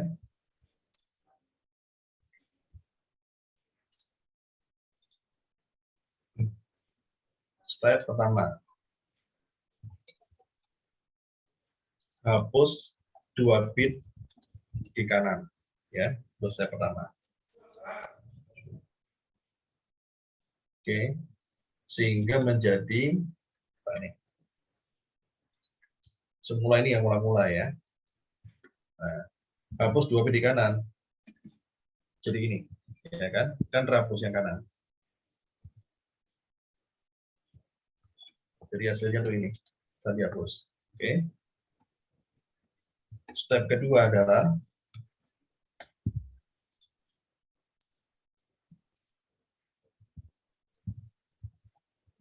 tambahkan, karena geser 2 bit ya, 2 angka 0 di kiri. Ya. Jadi hasilnya adalah, ini kan tadi sudah dihapus ya. Nah, setelah ditambahkan, seperti ini. Ya. Nah, ini tambahannya. Begitu ya. Sudah. Itu caranya. Lalu ubah ke desimal ya. Jadi sama kayak tadi ya, ubah ke desimal, pakai indeks. 0 di kiri boleh kita buang ya. Jadi ini sama aja dengan 1000 ya. Basis 2 ya. Kita ubah ke basis 10 ya. Maka indeksnya di sini mulai dari berapa nih? 3. 2/3 8. Betul. Nah, Jadi hasilnya adalah 2 pangkat 3 saja, ya kan? Karena hasilnya 0, jadi hasilnya 8. Ya, selesai, itu hasilnya. Oke. Berikutnya adalah shift left, ya. Shift left berarti sama ya, 8 bit juga ya. Kita pakai B juga ya. B geser berapa, misalnya geser 3 misalnya ya. Berarti artinya B digeser 3 bit ke kiri ya. Oke. Stepnya adalah yang pertama hapus 3 bit di kiri ya. Jadi hasilnya adalah ya tadi yang ini kan. Nah, harus bagian di sini. 001 00011 ya. Ini salah 8 bit.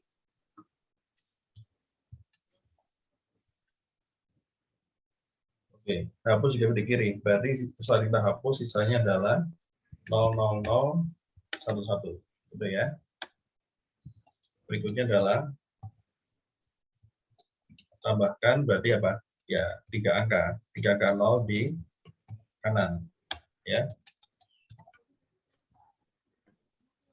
Jadi hasilnya adalah 00011 000 ya. Ini tambahannya.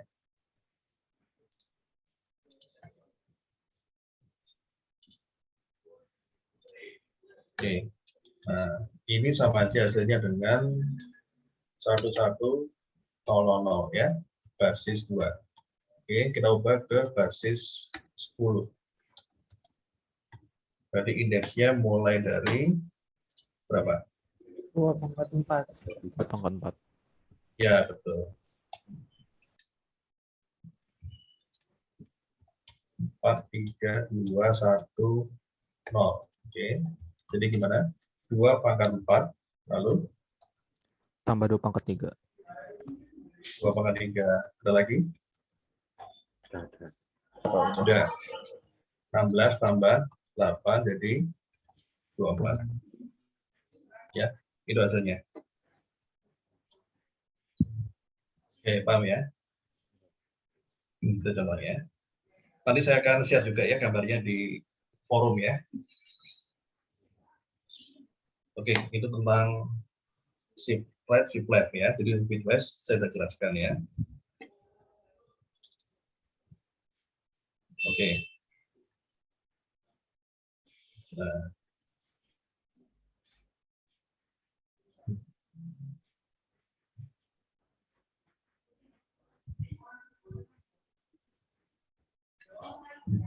Ya, ini adalah untuk apa? Urutan pekerjaan aja ya. Presiden dan asosiatif. Ya, jadi misalnya X sama dengan 10 bagi 3 kali 3 ya. Ngerjainnya dari kiri ke kanan karena kali sama bagi itu kan setara operatornya ya. Jadi pasti dari kiri ke kanan dulu. Ini juga sama ya. 3 kali 10 dulu baru bagi 3. Oke. Itu aja maksudnya.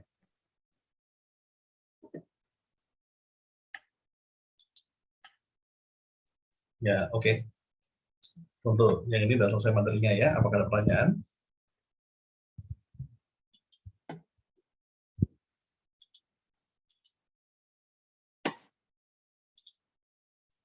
Ya, nanti saya akan bentuk grup WA ya. Jadi nanti kalau ada sesuatu yang perlu saya sampaikan lebih cepat kan via WA ya. Nanti saya akan buat grup WA tiap kelas. Ini kan 3 kelas nih, ya kan? Saya akan buat 3 grup ya sesuai kelas masing-masing. Nanti kalau ada mau diskusi di grup, mau bertanya soal apapun ya silakan seputar perkuliahan ya. Nanti linknya saya akan posting di forum ya. Nanti silakan kalian join via link yang akan saya kirim ke forum. Siap, Pak. Ya, oke, saya akan absen dulu ya.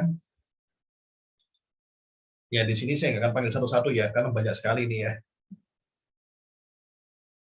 Saya akan panggil saja yang belum typing, ya, yang belum typing juga belum keluar jamnya di sini.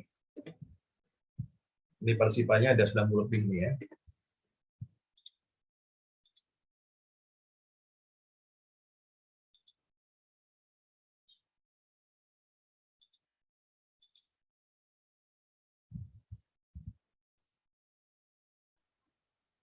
Oke, saya mulai absen ya. Nanti kalau yang nggak bisa menjawab, diketik aja di kolom chat ya. Saya akan baca. Kalau yang mic-nya rusak. Oke, yang belum typing, Ilham Maulana. Apakah ada?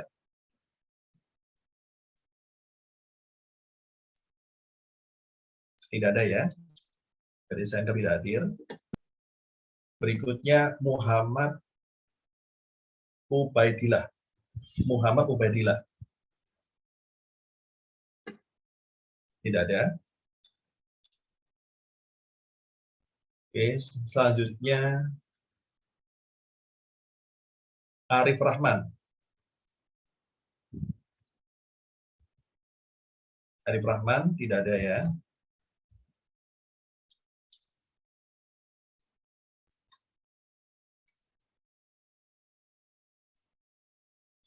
Muhammad Bahri Nur Nasution.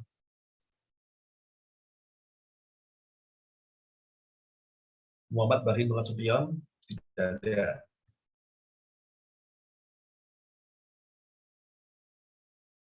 Berikutnya Abiyu Syauki. Tidak ada ya. Lalu Cahyo Arif Andiarto.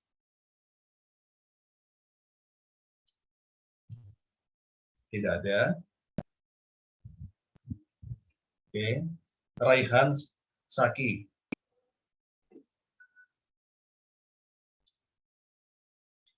Raihan Saki tidak ada.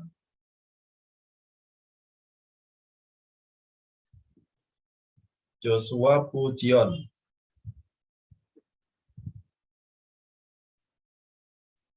Joshua Pujion tidak ada. Oke. Cahya Budiman. Cahya Budiman tidak ada. Ahwan Febriantoro. Ya. Ahwan Febriantoro tidak ada. Lalu Christophorus Mildeson. Hadir. Hadir ya, oke. Christophorus hadir. Fatmi Syafa. Fatmi Syafa Rasidah tidak hadir.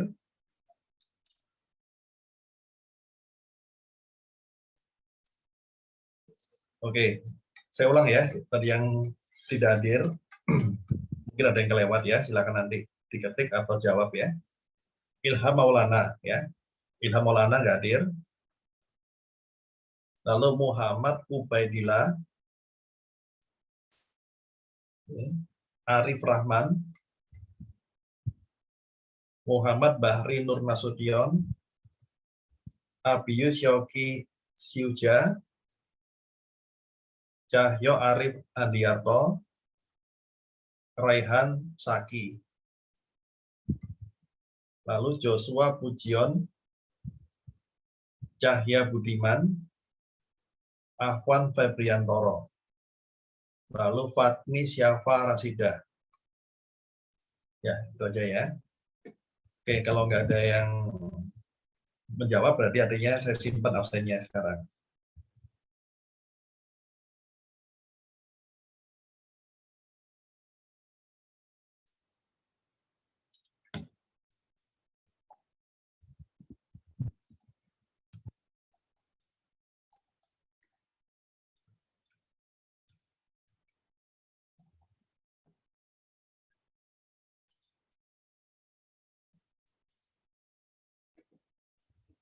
Ya, saya sudah simpan absensinya ya.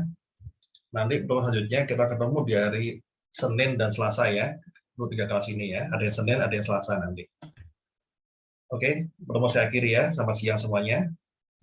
Selamat siang, Pak. Yang Pak. Siang, Pak. Yang, Bang. Makasih, Pak. Makasih, Pak. Terima kasih, Pak. Thank you, Terima kasih, thank Pak. you.